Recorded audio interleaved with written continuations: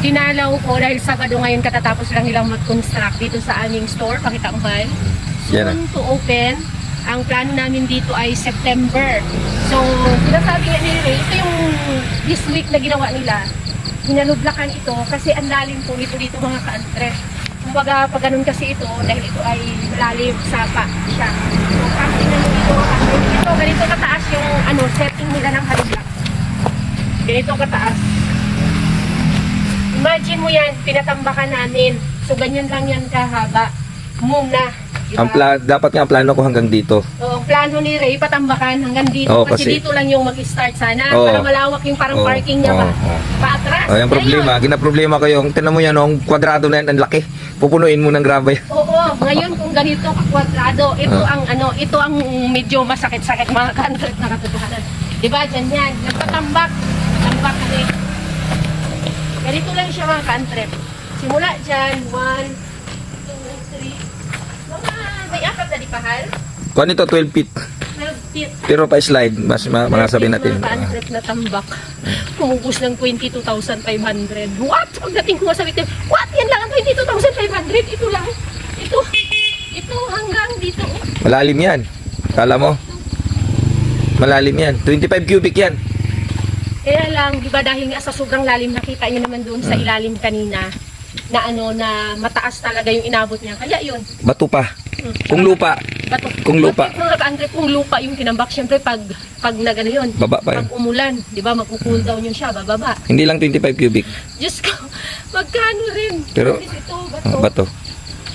Ano lang yun mga kanto ha? Tambak lang, bato lang yung 22,500 na naubos niya. Hindi kasali yung semento, yung halda. Wala.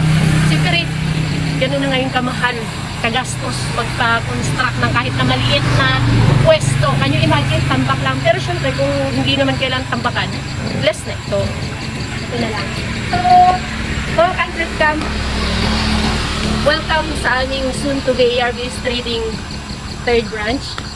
Ang RAS Motorcycle and Repair Shop. Also na pang 2nd branch ng RAS Motorcycle and Repair Shop. So, style din siya doon sa kabila na nakamating. So, ito pahulugan pa ito hal. Pahulugan pa ito hal. Yung bakal lang, bakal. Oo. Na hanggang dito. Tari nga tayo ako. Oo. Kali, ito ang repair shop. O tindahan ito dito. Repair shop rin yan siya, pero abot dito. Oo, naabot dito. Kasi ang start lang ito hal. Wala. Kasi ang start ng roll up naman doon sa gitna. Doon sa haligi na yan. Doon ang start. Siyempre may display yan. Mga display na rin dyan. Mga gulong, mga kwan. Di ba na rin yung display? Same lang din yung style sa kabila namin na same din yung style niya.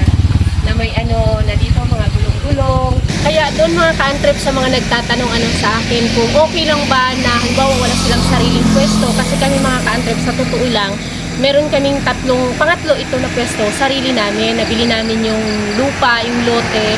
Pero kung halimbawa wala kang sariling lote at gusto mo mag-start ng business, kahit naman na anong business, kailangan mo lang talagang sumugal sa pagre-rent. Ang masakit lang kasi sa pagre-rent talaga, yung halimbawa na kita mo na ay mapupunta pa sa rent. Ang napakahirap po mga ka-antrep kapag doon sa pag-start. Sa nag-start ka, doon napakahirap niyang igapang ng mga up to 6 months to 1 year. Kasi tulad yan, wala ka pang maraming customer, tapos nag-a-adjust ka pa, makikipagsabayan ka doon sa mga nauna na, sa mga kilala na, mga pinupuntahan na talaga ng mga customers mo. Pero yun yung risk na kailangan mong i-take para makapag-start ka. Kasi halimbawa sa mga city or dito, kahit saang area, kung wala kang pambiling lupa, may hirapan ka makapag-start. Ngayon kung mayroon ka namang pera, at ibibili mo ng lupa dahil ang mahal na rin talaga ng lupa mga ka-antrep ng mga area, kahit sa mga probinsya, sa mga baryo, mga munisipyo, mahal na talaga siya. So mauubos doon ang lupa mo. Kaya nga ang nangyari dito sa amin, pautay-utay, ito lang muna yung tinambakan kasi kung ubusin namin yan,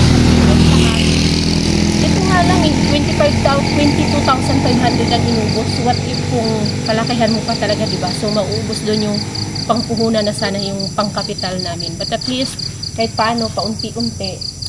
So, yun yung risk mga ka-antrep na kung gusto mo mag-start, pwede namang mag-rent. Kailangan lang talagang pagsikapan at mag-double time talaga. At wala kasi makakapagsabi kung maging okay siya, maging successful o wala. Depende kasi yun sa sa pagsisikap mo talaga at sa pag-manage mo. Kasi marami nga, tulad yan, di ba? Marami tayong mga na-encounter, kakilala at mga ka-antrep din na tumagal na yung shop nila ng 2 taon, 3 taon,